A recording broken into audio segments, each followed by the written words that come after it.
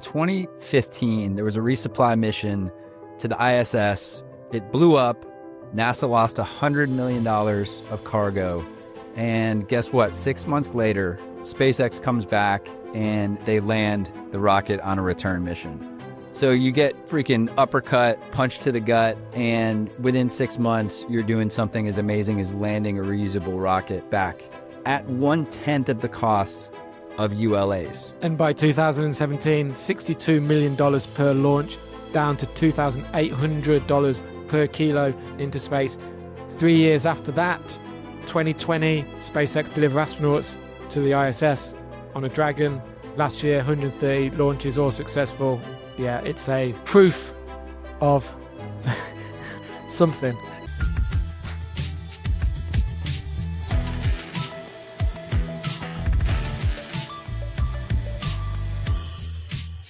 Disruptors and curious minds, space lovers, we are back. It's book club time. We have a new book, Space to Grow, Unlocking the Final Economic Frontier.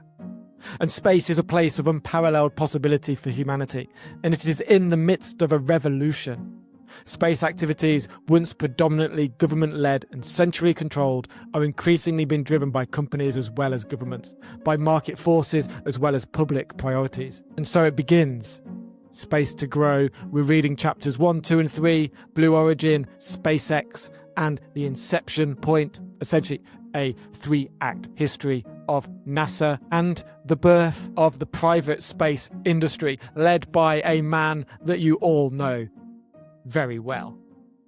Jeremy, first thoughts before we start breaking down the economics of the space industry. The line that pulled me in, incorporate space into your thinking. Those words were really interesting to me. And this is a really cool jump off point for people interested in the next market opportunity that is non-terrestrial, because I think access to it is going to get a lot better over the next 5 to 10 years. It's an economics book, essentially, isn't it? It's about the economics of space and the private and the public infrastructure that pays for it. Well, it starts off with, definitely a lot of economics in here. We learn in public in book club, right? So teach me the first fundamental theorem of welfare economics. Under certain conditions, the equilibrium of a competitive market is efficient. Those conditions include the absence of externalities, the ability to trade all goods and services, and all participants being rational, informed price takers. It's about supply and demand. It's about who pays for this infrastructure, why they pay for it, and what they do better than those who end up not paying for it. So given certain conditions, the market forces work. There's a framework here, a 3-step framework that they tease as we move into the inflection point section: establishing the market, refining the market, tempering the market. So that's like a little bit of a framework that they throw out there as we move into the inflection point. As you said, a nice little history of space. Essentially, NASA, the Apollo program came to an end. The American people and the world were so overwhelmed by 1969 that when it happened, there was such a come down. There was such an emotional come down that people, it's like people on January the 2nd after New Year's Eve, there's just the blues kick in and they lost interest in space. I mean, what do you do? How do you follow that? How do you beat that? You can't. We do a tremendous job of coming together around something really big and really important. There's this great energy that builds. There's this great community that builds, this commonality, this liminality, we're doing this together. And you hit the top of that and it's just kind of like, we did it. Well, I'm going to go do my own thing and you're going to go do your own thing. And, our connectivity is removed. The signal isn't connected anymore. And we wait for another big moment, but there's never this, maybe we just don't have the energy to sustain the momentum of something that big. It's like the end of Stand By Me, when they find the body and they're the greyest friends and they come back and they all go their own ways and they don't really see each other again. Wow, what a great analogy, dude. Like, so comparing the landing on the moon to finding the body and Stand By Me, that's got to be something that hits pop culture SEO for sure. How do you connect that to, so NASA we don't have the budget anymore, but we still need to continue this. So we'll build a space station and we'll build shuttles, reusable shuttles to get there. The excitement is reignited. Stand by me too. But it doesn't really turn out as they wanted. They spent too much money. The launch costs were ridiculous. The Apollo program had been a national priority, and the flood of funding NASA received reflected that. At its high water mark in 1966, the agency received $6 billion, or 4.4% of the federal budget. That share of the federal budget today is worth $268 billion, or roughly 10 times NASA's current allotment. But even before the Apollo missions were complete, the agency's budget began to fall, tumbling to only 1.2% by 1974. The vision of rapid and affordable reuse soon vanished. Rather than flying 60 missions per year as projected, the shuttles were flying fewer than 10. Across their 30 years in operation, the shuttles would average fewer than 5 launches per year. Later assessments determined that each launch cost $1.5 billion, meaning that each kilogram of cargo cost $60,000. In 2008, that was, so 90,000 today. Yeah. And as we'll learn when we get into SpaceX, they were doing it for 2,000. Yeah.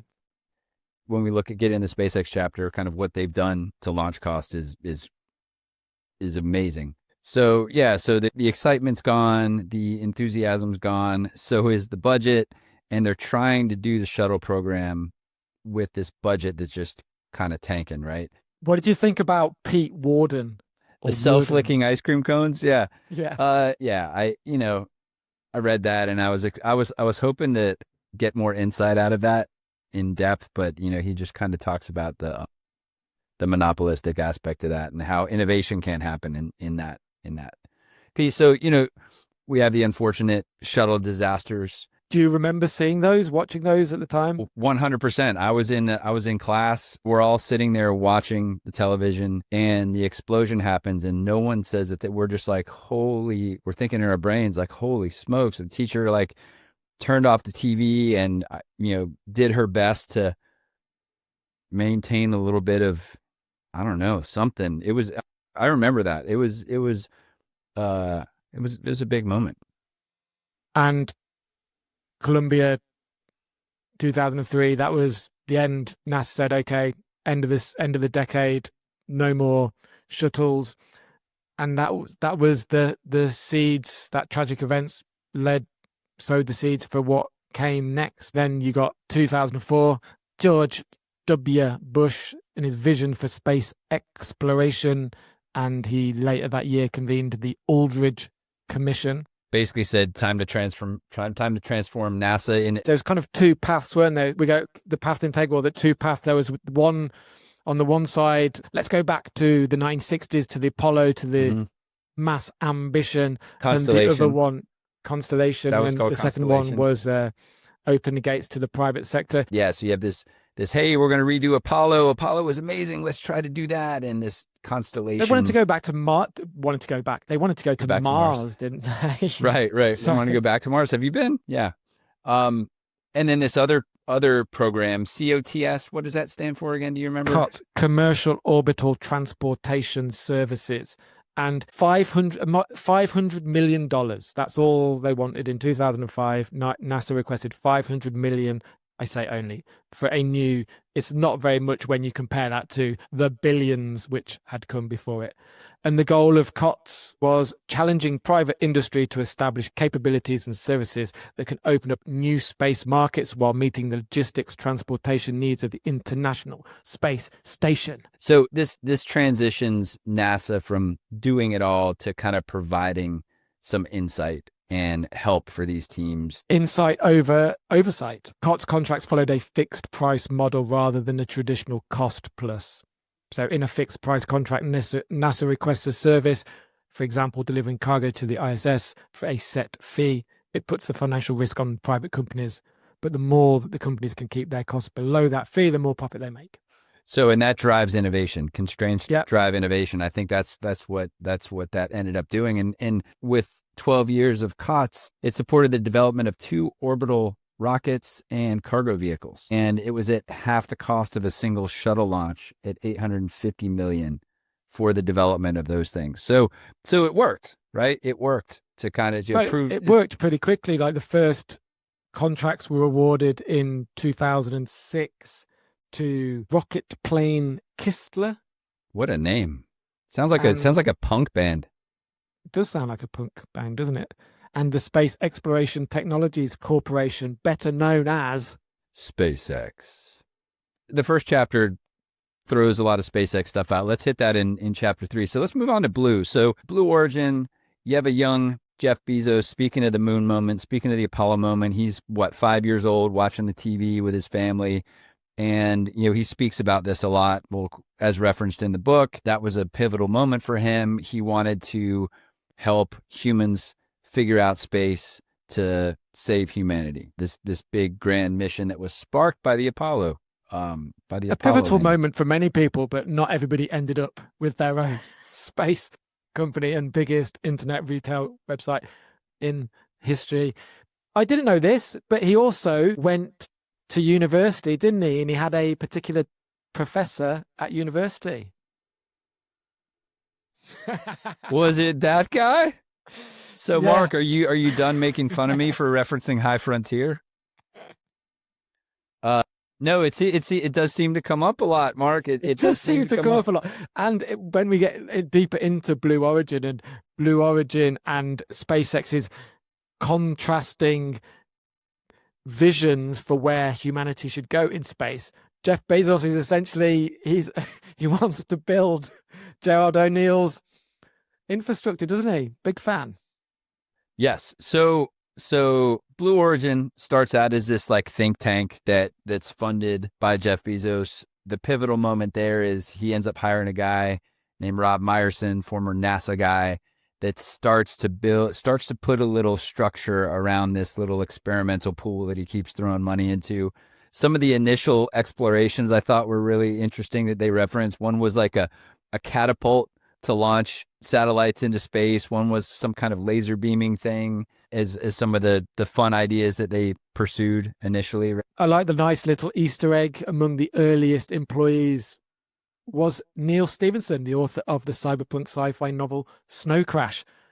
So that was quite interesting and probably related to some of those more wacky ideas about getting things into space. So this goes from think tank to all right, let's figure out how to launch paying customers into the atmosphere. Bezos, Mewson, and the Blue Origin team pursued a new shepherd quietly. The press almost always referred to the company as secretive, at a nondescript facility near Seattle, as well as a vast swathe of land in West Texas that Bezos had purchased as a family ranch and a launch site. Just love the idea of buying family ranch and just go to the estate agents. Yeah, need space for a launch site.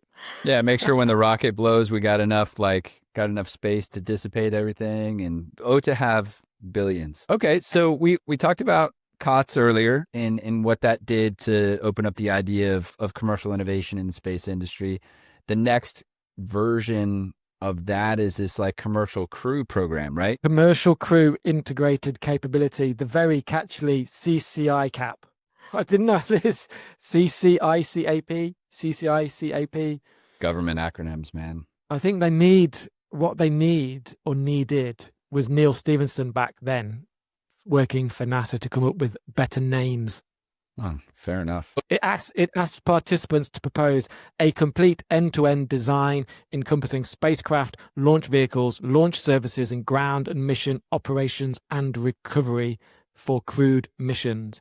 The deadline was set for 2016. So the Blue Origin folks, did they go? Did they? They stewed on the decision. They stewed on the decision for a minute, and they decided at the last minute not to pursue that. But guess who did?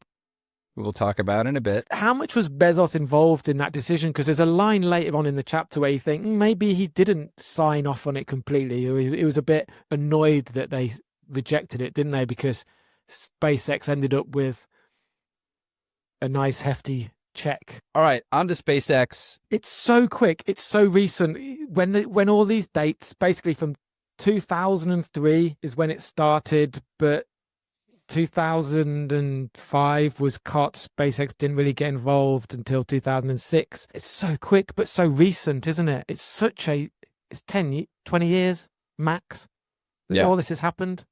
A lot's happened. And actually, the show we recorded this week, in fact, was our guest was the engineer who designed the Raptor rocket system. So listen to that one too, and you can hear from him directly. Thinking on paper.xyz.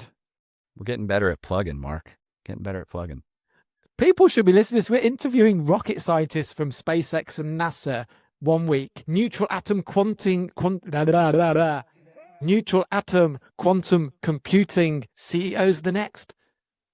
Get involved, people. Yeah, who can hang with this? Who can hang with this? All right, let's run through a quick history of SpaceX. There are 4 core principles that the authors outline as to, why SpaceX is so important. Hit me with the facts, Jeremy. Number 1. So they drove launch costs down 90% from the days of the shuttle. That's pretty awesome. And the way they did it was by breaking stuff. They failed a whole bunch, right? And almost ran out of money a few times. 15 years after launching, 15 years after starting the company, they're dominating the market. Where are they? Do you have any data on how many launches they had this year? 135 in 2025, all successful, mostly delivering cargo, Starlink up into the atmosphere. We'll talk about Starlink in a minute because I think it's important and crucial to their story. Back to the bold, Jeremy. Back to the bold. So here's some of the intangibles. Well, no, this is number 3. So they're the most valuable. What about number 2? Dominates launch after 15. Sorry. Yeah. Clearly the most valuable new space company, right? And, there are talks of IPO and all of that stuff happening potentially this year.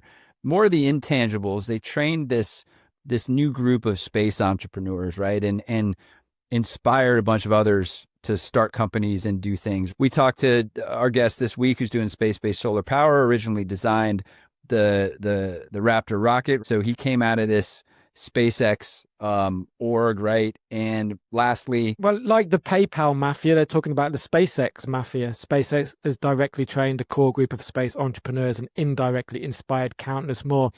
This, in 20 years' time, we're going to wake up and they're all going to have begun life at or because of SpaceX. Absolutely. And then, lastly, basically prove the market-oriented approach to space can work. But what I thought was really interesting, did he originally, when he wanted to do this, he wanted to try to buy rockets from Russia? Was that? Well, yeah, he went to Russia to buy some rockets and the Russians upped the price as he was there and they flew back. It was too expensive. And on the flight back, he's like, we can build these ourselves. And they go back. That's a pivotal moment. What if Russia was like, hey, we want to jump onto this. Here's some rockets. Sliding doors moment. Thanks, Russia, for not wanting to sell your rockets for too much money because SpaceX might have gone a different path. Who knows? And they nearly didn't make it, though, did they? They started to build their Falcon rockets. They had to go to some little atoll in the middle of the Pacific. They couldn't afford to launch anywhere else. They took it there. The first one blew up. The second one blew up. The third one blew up. They only had the funds for 3 launches. 100 million, I think they had. Elon's money didn't have 100 million of Elon's money, and then they said they scrapped together 350 million. Like, I don't think you scrape together 350 million. He raised 350 million, right? 3 failures. Yeah, and the third one, like, we're walking away, and then Elon's like, hold on, I've got a shed over here. We've got a few bits and pieces. We can probably kind of get something together. And Peter Thiel calls up and yo, hey Elon, I've got another 20 million. Let's try one more. And Elon's like, yeah, I've got, like you said, got some parts in the shed. Let's cobble some shit. And they botch it together. And then on the plane over to this atoll in the South Pacific somewhere, the pressure gets to it because they've bubble wrapped it and it starts to deform. So they put someone inside the rocket to knock out the dents. They land it. They're like, Elon, it's not going to work. And he's like, fix it. They fix it. And it succeeds. It goes up. It separates. It gets into orbit. And within about 6 months, they've got a few $billion contract with NASA to send cargo up to the space station, I think. Yep, absolutely. And we were talking Falcon 1, right? With the 3 tries, so 2010, we're in Falcon 9. Falcon 9 has 9 times the capability that Falcon 1 had in 2010, which was how many years from that Falcon 1 launch? The one that worked? 2008. Yeah. 2 years later, 9 times more power. Falcon 9 was 160 foot. 9 times the power of its predecessor. The Falcon 9 will be able to haul 20,000 kilos into space. So we talk about calcified systems a lot on this show, Mark. The stodgy old guard that is trying to protect and justify their way of doing things. 2004, Elon Musk challenges the stodgy old guard because the Air Force was finding ways to use loopholes to continue to use the United Launch Alliance, which I guess was Lockheed and Boeing together. And he's like, listen, a-holes, you're saying we're opening up competition. You're using loopholes to continue to feed your buddies.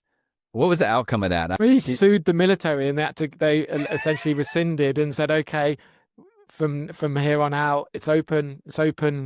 Forget about launching shit into space. Suing the military and winning. Is that maybe more powerful? I don't know. He was applying for these contracts before Falcon 1 actually got into space. So he's up against Boeing and Lockheed and and they must just have thought, who is this little insect doing this? What are you talking about? Obviously, publicly, they have to acknowledge him. And then, 10 years later. Let's run this down real quick. So in 2015, there was a resupply mission to the ISS. It blew up. NASA lost $100 million of cargo. And guess what? 6 months later, SpaceX comes back and they land the rocket on a return mission. So you get freaking uppercut, punch to the gut, and within 6 months, you're doing something as amazing as landing a reusable rocket back at 1/10 of the cost of ULAs. So at that point, I guess the Air Force like, yo, okay, maybe they were right. Maybe the market forces work, right? And by 2017, $62 million per launch, down to $2,800 per kilo into space. 3 years after that, 2020, SpaceX delivered astronauts to the ISS on a Dragon. Last year, 130 launches, all successful. Yeah, it's a proof of something. So the authors, they don't do bold. They go into italics on this, but there are 4 key pieces of the puzzle that they think for SpaceX's success: iteration, vertical integration, economies of scale, reusability as one, and then culture. So running through these real quick. Where have you heard that before at Thinking on Paper as regards to Elon Musk, Jeremy? Those exact same 4 steps. Was that on our show yesterday? The electric stack.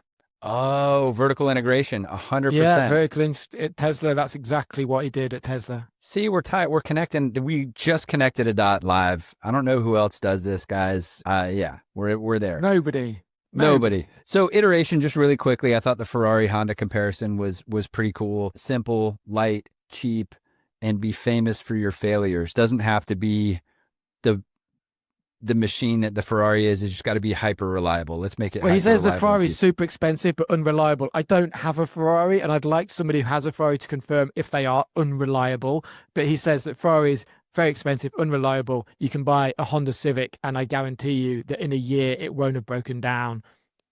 I'm gonna build the Honda Civic of space rockets. Right. There you go. All right. So vertical integration. So comparison to ULA, United Launch Alliance. They've got hundreds of subs all over the country. SpaceX is committed to in-house development. 70% of their components were in-house for SpaceX at the time of the writing of this book. Economies of scale and reusability.